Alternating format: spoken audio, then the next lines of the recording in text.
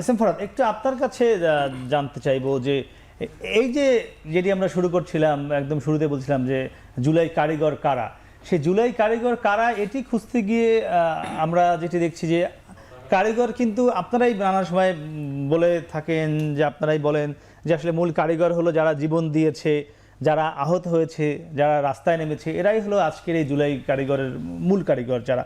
তো এরপরেও এখন জুলাই 1 বছর প্রায় পেরিয়ে গেল, আরেক জুলাই এখন চলছে, সেটি নিয়ে কেন এখনো কাদা ছোড়াছড়ি? এটি আপনাদের কি মনে হয় না, বিশেষ করে যারা শহীদ পরিবারগুলো, তাদের পরিবার এই আপনাদের আচরণে, যারাই আপনারা জুলাইতে মাঠে ছিলেন, তাদের এই লেখালেখি আচরণে তারা কষ্ট পাচ্ছে, তারা কাঁদছে, এমনটি মনে হয় কিনা? দেখেন, জুলাইয়ের কারিগর কিন্তু আসলে দিন শেষে গত 15 বছরের যে ফ্যাসিবাদ বিরোধী অবস্থানে ছিল, যারা ভিকটিম হয়েছে, তারা সবাই মিলে জুলাই কারিগর। আমার সকল মানুষই জুলাইয়ের কারিগর। এখানে স্পেসিফিক একটা অংশকে, এই অংশটা জুলাইয়ের কারিগর বা বিশেষ কোনো গ্রুপকে, বিশেষ কোনো ক্লাস্টারকে ভাগ করে এখানে ক্রেডিট দেওয়ার সুযোগ নেই। সবাই মিলে জুলাইটা ঘটিয়েছে। এটা ছিল একটা কোটা সংস্কার আন্দোলন। সেখান থেকে গত 15-16 বছর ধরে আওয়ামী নির্যাতনে ভিকটিম যারা, সবার সম্মিলিত ক্ষোভের বহিঃপ্রকাশের মধ্য দিয়ে এই ধরনের একটা চমৎকার একটা অভ্যুত্থান হয়েছে।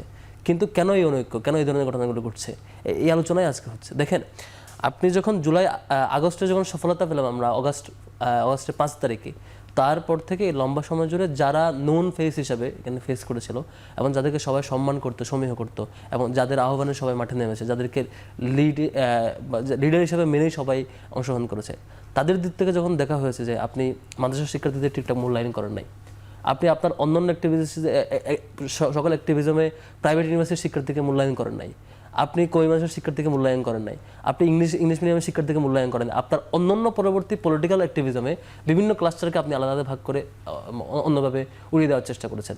যে আন্দোলনে সকল দলমতের মানুষেরা মিলিত হয়েছে, সকল পলিটিক্যাল পার্টির লোকেরা তার পরিচয় ভুলে গিয়ে, তার পরিচয় ঊর্ধ্বে এসে সবাই একসাথে আপনাকে মেনে নিয়েছে। নাম্বার 1 দরকার ছিল, আপনি যখন ইতিহাস বর্ণনা করবেন, সত্যিকার অর্থে যেসব ঘটনা যেভাবে ঘটেছে সেভাবে বর্ণনা করা।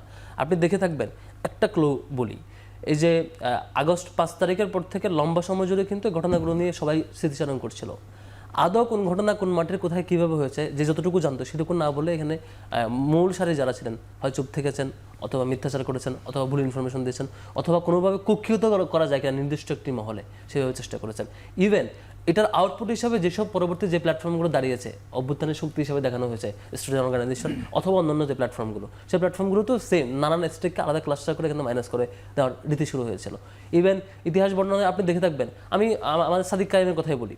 সাদিক কায়েম আন্দোলনের একদম প্রথম দিন থেকে যেমন পলিসি মেকিং, তারপর ফিল্ডের সমন্বয়, সব কিছুতে যেমন এঙ্গেজ ছিল, আবার ক্রিটিক্যাল মোমেন্ট টাইমে সব কিছু রিলিংসে একসাথে ছিল। শুধু তখন না, তার আগেও এই যে আজকে বাকের উপস্থিত আছে, 2024 সালের রমজানে যখন এনএস ফ্যাকাল্টিতে ছাত্রলীগের উপর আক্রমণ হয়েছে, সেদিন সন্ধ্যায় তাদের সাথে আমাদের মিটিং হয়। পরবর্তীকে সেদিন তো আমি বাই নেম গিয়েছিলাম এবং বাই ডেজিগনেশন, নাহিদ ভাই ছিল, আক্তার ভাই ছিল, তাদের তো রমজানে এরকম এই ফেস্টিভ্যাল বিরোধী অ্যাক্টিভিজম আমাদের অলওয়েজ এই সমন্বয়টা ছিল। কিন্তু সেগুলো আমরা জুলাই আগস্টের পরপর যখন বলতে বসেছি বা বলার ইস্যু আসে, তখন আমরা নানানভাবে স্কিপ করেছি। এভাবে এখানে ছাত্র দলের সমন্বয় ছিল, প্রত্যেকটা স্টেকের সমন্বয় ছিল। কেন যেন ইতিহাস বর্ণনার সময়, ঘটনা ঘটার সময় যেভাবে আমরা উদার ছিলাম, সবাই মিলেমিশে কাজ করেছি। পরে মনে হয়েছে এটাকে জুলাইকে মনে হয় একটা রাজনৈতিক এজেন্ডা বানানো যায় কিনা, কোনোভাবে একটু সংকুচিত করে বর্ণনা করা যায় কিনা, নানান স্টেককে নানাভাবে এখানে বিচ্যুতি করানোর চেষ্টা করা হয়েছে। এই কারণে অনৈক্যর সূচনা এখানে। যদি ইতিহাস বর্ণনা এবং সবাইকে ধারণ করার ক্ষেত্রে সমানভাবে জুলাই যেমন ছিল তেমন আমরা থাকতে পারতাম, সবাইকে ধারণ করতে পারতাম, এই জুলাই আমাদের শক্তিতে এবং জাতীয় ঐক্যতে বড় উপাদান হিসেবে এখনো কাজ করছে। জি, আমরা একটু আবু বকর মজুমদার আপনার কাছে ফিরে যাই, আপনি একটু পরে এসেছেন। আমরা আজকে যে আলোচনা করছিলাম, আমাদের আলোচনার বিষয়টি হলো জুলাই কারিগর, আমাদের আলোচনার নাম এটি। আচ্ছা, আপনার কাছে একটু অন্যভাবে শুরু করতে চাই।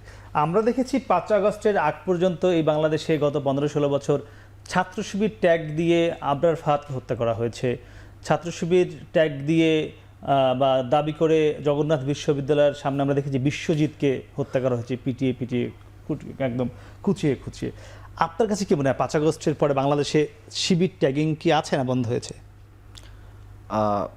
এখানে যে দীর্ঘ সময় যে বাস্তবতা ছিল এখানে বাংলাদেশে, বিশেষ করে এই ফ্যাসিবাদী টাইমটাতে আমরা দেখেছি যে বিভিন্ন মানুষকে শিবির ট্যাগিং করে মারধর করা হতো ক্যাম্পাসগুলোতে। শিবির যারা করতো তারা তো পরিচয় গোপন অবশ্যই করতো, পাশাপাশি অনেক জেনারেল স্টুডেন্টকেও কিন্তু শিবির ট্যাগিং দিয়ে মারধর করে। তারপরে দেখবেন যে আবরার ফাদের যে ঘটনা, সেখানেও প্রায় একই ধরনের ট্যাগিং হয়েছে। আমি ঢাকা বিশ্ববিদ্যালয়ে দেখেছি যে ছাত্রলীগ পোলাপানকে বলতো যে তুই যদি এইটা না করস তাহলে তোর কিন্তু শিবির ট্যাগ দিয়ে তোর হল থেকে বের করে দিব। এই ধরনের নির্যাতন ছিল, এটা ছিল। এবং এই বাস্তবতা আমরা মনে করছি যে জুলাই অভ্যুত্থানের মধ্যে দিয়ে আসলে কাটিয়ে উঠা গেছে, এবং এখন আসলে এই ধরনের কোনো পরিস্থিতি নেই আমরা মনে করছি। তো আর আগামীর বাংলাদেশে এই ধরনের কোনো সুযোগ হবে না, সবাই তো রাজনৈতিক পরিচয় রাজনীতি করবে, এটাই আমাদের সকলের কাছে প্রত্যাশা। বিশেষ করে আজকে এস.এম. ফরহাদ ভাই আছেন, ওনার সাথে টকশোতে বসেছি। তো আমাদের ক্যাম্পাসের রাজনীতির যে একদম অন্যতম একটা বড় সমস্যা হচ্ছে পরিচয় গোপন করে যে রাজনীতিটা করা। এবং এই সমস্যাটা এই যে আপনি যদি বলছেন যে 5 আগস্টের আগে শিবির গোপন পরিচয় গোপন রাখতো, কেন রাখতো? না, সেটা তো আমি বললাম যে এই অত্যাচার হতো, নানা ধরনের ট্যাগিং হইতো, তারপর হচ্ছে যে ক্যাম্পাসে মানে যে আমি তো দেখিনি কেউ নিজে ওপেনলি শিবির পরিচয়টা দিতে ক্যাম্পাস ওই টাইমটাতে, কিন্তু দেখা যাচ্ছে তারপরও একটা মানুষকে যখন শিবির ট্যাগিং দিয়ে মারধর করা হয়, তো যে মানুষটা শিবির করে তার পরিচয়টা আসলে ওপেন করার অনেক বেশি টাফ ছিল। এটা অবশ্যই আপনারা সেই ট্যাগিংয়ের বিরুদ্ধে আপনারা লড়াই করেছেন। হ্যাঁ, সেখানে আমরা লড়াই করেছি, কিন্তু এর পরবর্তী সময়ে নতুন বাংলাদেশে আসলে যখন পরিচয় গোপন করে বিভিন্ন ধরনের আপনারা দেখবেন যে ছড়ানো হয়, প্রোপাগান্ডা ছড়ানো হয়, এগুলোর আমরা আবার সমালোচনা করি। বিশেষ করে আপনি দেখবেন আগস্ট মাসেই একটা প্রোপাগান্ডা ছড়ানো হয়েছে যে 158 জন সমন্বয়কের 108 জন হচ্ছে শিবির, এবং বিভিন্ন পেজ, হ্যাঁ, যেমন ধরেন যে মানে এই পেজগুলো দেখলে বোঝা যায় যেগুলো কাদের দ্বারা প্যাটার্নাইজ, এইসব পেজ থেকে ধরুন প্রোপাগান্ডাগুলো ছড়ানো হয়েছে। এবং অভ্যুত্থান পরবর্তী সময়ে এক ধরনের আমরা দেখেছি ইতিহাস বিকৃত বা ইতিহাসকে বিভিন্নভাবে, মানে আমার কাছে মনে হয়েছে, আমার দৃষ্টিভঙ্গিটা এরকম মনে হয়েছিল ওই সময়টাতে, এটাকে একটা মানে এমন একটা জিনিস তৈরি করেছে যে আমরা সমন্বয়করা সবাই শিবির, মানে আমাকে আমার ফ্যামিলি থেকে মানে জিজ্ঞেস করা শুরু করছে তুমি কি আসলে শিবিরের সাথে চলে গেছো নাকি, অ্যাকচুয়ালি তো এটা না, মানে এরকম একটা প্রোপাগান্ডা কিন্তু ছড়ানো হয়েছিল। তো সব কিছু মিলে অভ্যুত্থান পরবর্তী সময়ে ইতিহাসের বিকৃতি ভাই যেটা বললো, মানে এরকম অনেক কিছু হয়েছে যার জন্য আসলে জনমনে নানা ধরনের কোশ্চেন তৈরি হয়েছিল, আসলে জিনিসটা কি এরকম নাকি এরকম।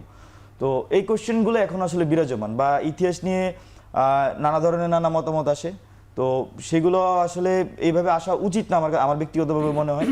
আর যেই আপনারা যে কি কারিগরের যে প্রশ্নটি, সেখানে আমি একটু কথা বলতে চাই।